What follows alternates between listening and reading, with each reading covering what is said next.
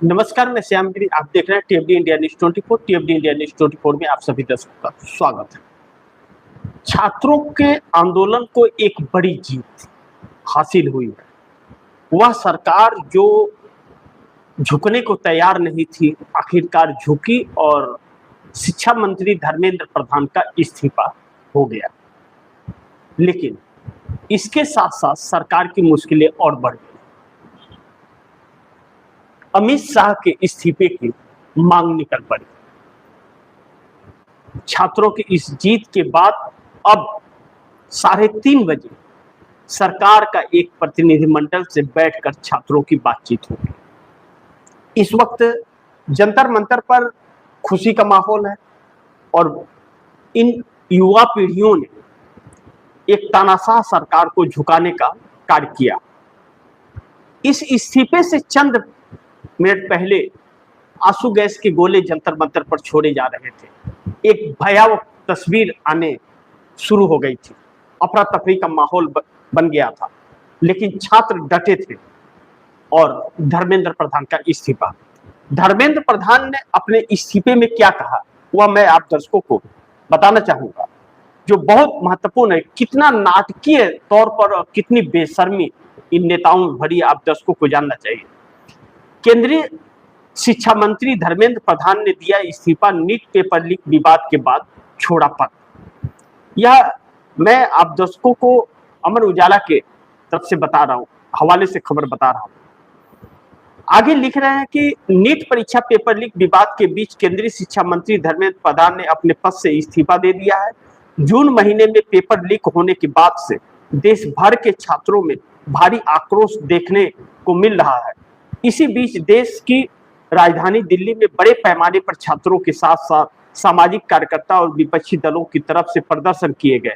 अपने इस्तीफे में धर्मेंद्र प्रधान ने क्या कहा है, वह मैं आप दर्शकों को बता दूं। धर्मेंद्र प्रधान ने आगे कहा है कि देश की सबसे बड़ी मेडिकल, बड़ी ध्यान से सुनिएगा आप दर्शक, कितना नाटकीय है यह मंत्री। देश की सबसे बड़ी मेडिकल प्रवेश परीक्षा नीट के पेपर लीक विवाद में आखिरकार एक बड़ा राजनीतिक रूप ले लिया है। पिछले कई हफ्तों से चल रहे भारी विरोध प्रदर्शनों और चौतरफा दबाव के बीच केंद्रीय शिक्षा मंत्री धर्मेंद्र प्रधान ने शनिवार को अपने पद से इस्तीफा दे दिया है। उन्होंने अपना इस्तीफा प्रधानमंत्री नरेंद्र मोदी को भेज दिया है। मेडिकल छात्रों के भविष्य से जुड़े इस संवेदनशील मुद्दे पर सरकार का चौतरफा आलोचना हो रही थी और इस इस्तीफे को परीक्षा प्रणाली में जवाबदेही तय करने की दिशा में एक बड़े कदम के रूप में देखा जा रहा है। धर्मेंद्र प्रधान ने सोशल मीडिया पर साझा किया अपने इस्तीफे को और लिखा। सोशल मीडिया प्लेटफॉर्म एक्स पर एक पोस्ट में धर्मेंद्र प्रधान ने अपने इस्तीफे का पत्र जारी किया, जिसमें उन्होंने लिखा, मेरे युवा साथियों, मैं पिछले 4 दशकों से अधिक समय से छात्र, शिक्षक और शिक्षा सुधार के लिए समर्पित रहा हूं। मेरा सदैव यह विश्वास रहा कि एक सशक्त, समावेशी और दूरदर्शी शिक्षा व्यवस्था की सशक्त राष्ट्र की अधिकारशिला होती है। आगे का देश के युवा की गहरा सम्मान करता हूं, कह रहे हैं शिक्षा मंत्री। आगे कहते हैं, उन्होंने कहा, मैं देश के युवाओं की आकांक्षाओं, भावनाओं और उनकी न्यायोचित अपेक्षाओं का गहरा सम्मान करता हूं। भारत की युवा पीढ़ी के सपनों को साकार करना हम सभी के राजनीतिक एवं सामाजिक जीवन का नैतिक संकल्प है। आदरणीय प्रधानमंत्री के दूरदर्शी नेतृत्व में राष्ट्र की सेवा करने का जो अवसर मुझे प्राप्त हुआ, उसके लिए मैं प्रधानमंत्री का आभार प्रकट करता हूं। उन्होंने आगे लिखा, 3 मई 2026 को हुई नीट यूजी की परीक्षा की अनियमितता पाई गई। भारत सरकार ने इसको तुरंत संज्ञान में लेते हुए जांच सीबीआई को सौंपी और परीक्षा को रद्द किया एवं पुनः परीक्षा की तारीख की घोषणा की। इसके साथ ही अगले वर्ष से इस परीक्षा की सीबीटी मोड में करने का निर्णय लिया गया। हम किसी भी छात्र के साथ अन्याय नहीं होने देंगे। पूर्व केंद्रीय मंत्री ने कहा कि इस दौरान हमारी प्रमुख प्राथमिकता यह रही कि 20 लाख से अधिक छात्रों की परीक्षा सुचारू रूप से आयोजित की जाए। इसके लिए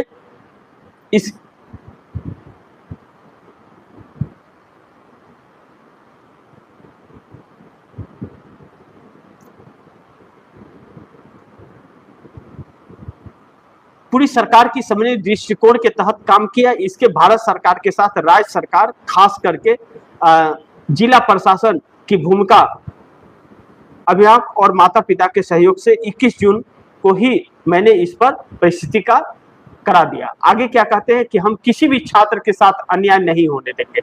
कौन कह रहा है? धर्मेंद्र प्रधान कह रहे हैं। पूर्व केंद्रीय मंत्री ने कहा, इस दौरान हमारी प्रमुख प्राथमिकता यह रही कि 20 लाख से अधिक छात्रों की परीक्षा सुचारू रूप से आयोजित की जाए। इसके लिए पूरी सरकार का समन्वित दृष्टिकोण के तहत काम किया गया। इसमें भारत सरकार के साथ राज्य सरकार, खासकर जिला प्रशासन की अहम भूमिका रही। उन्होंने आगे कहा, साथ ही छात्रों, अभिभावक और माता पिता के सहयोग से 21 जून 2026 को यह परीक्षा पूर्ण हुई।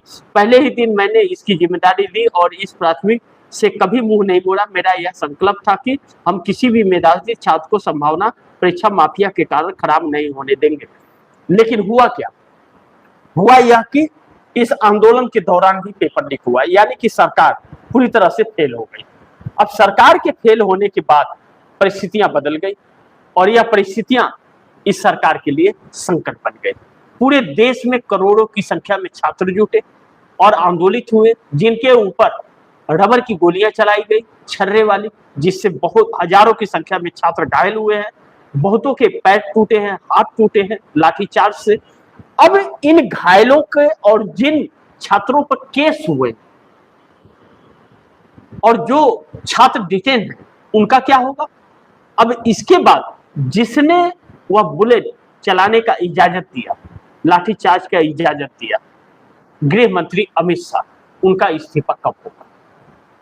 अमित शाह को बचाने के लिए और नरेंद्र मोदी अपने खुद को बचने के लिए धर्मेंद्र प्रधान को बलि चढ़ा दिए। मैंने ये बात आप दर्शकों को बताया था, जब कंट्रोल से बाहर आएगा तो धर्मेंद्र प्रधान को बलि चढ़ा देंगे। लेकिन वह गृह मंत्री कहां है जिसने छात्रों पर इतना अत्याचार जताया? अब इसकी मांग हो गई, तुरंत मांग हुई है कि धर्मेंद्र प्रधान का इस्तीफा अब अमित शाह का चाहिए। बात बढ़ गई है। इन छात्रों का आखिरी फैसला क्या होगा, यह शाम तक पता चलेगा। जब सरकार से बातचीत होने के बाद यह छात्र आएंगे वापस, तब इसका ऐलान होगा कि क्या होता है। लेकिन अब इस सरकार में इस्तीफे शुरू हो गए। सरकार की रीढ़ की हड्डी टूट गई है।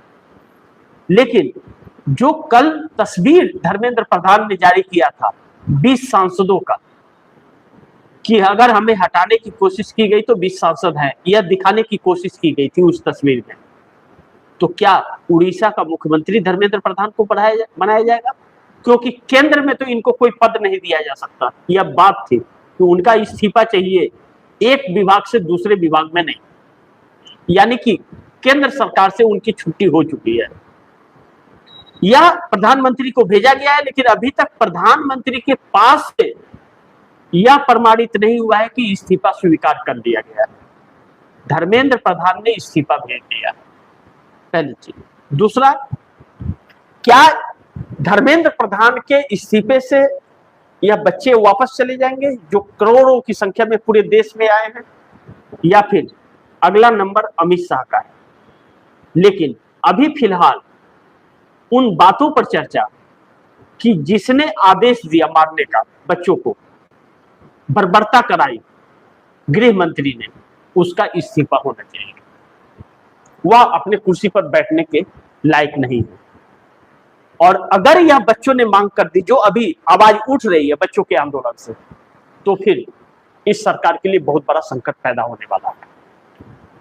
लेकिन इन छात्रों ने एक चीज तय कर दिया कि यह सरकार झुकती है, झुकाने वाला चाहिए। यही चीज किसानों ने भी की थी। और अब 27 तारीख को किसानों ने आह्वान कर दिया है दिल्ली आने का।